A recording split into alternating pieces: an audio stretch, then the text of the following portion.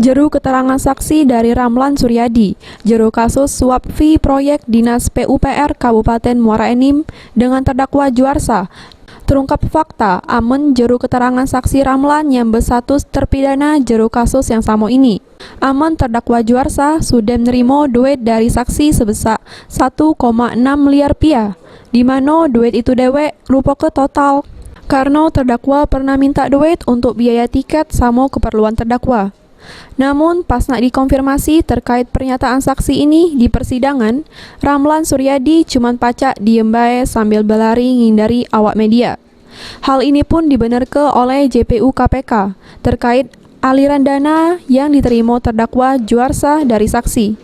Ramlan bahwa benar ada pengaturan proyek untuk dimenangkan Robi. Nah, terkait dengan Juarsa ini memang Ramlan sendiri pernah meminta uang ke Robi maupun ke Elvin untuk operasional dalam mendampingi Juarsa. Nah, jadi ada beberapa kali perjalanan dinas, kegiatan-kegiatan itu ada yang Ramlan siapkan uang untuk Juarsa. Selain itu ada juga permintaan langsung dari Juarsa kepada Ramlan.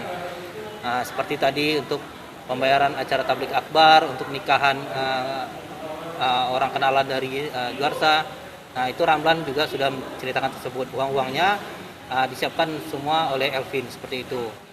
Terkait hal ini, dari terdakwa Juarsa sudah membantah keterangan saksi di mana dirinya tidak pernah ngerasa dapat ke duit tersebut. Terhadap dia menerima uang, dia melakukan pertemuan, dia ditelepon, dia apa dan lain sebagainya. Itu tidak ada semua. Dibantah.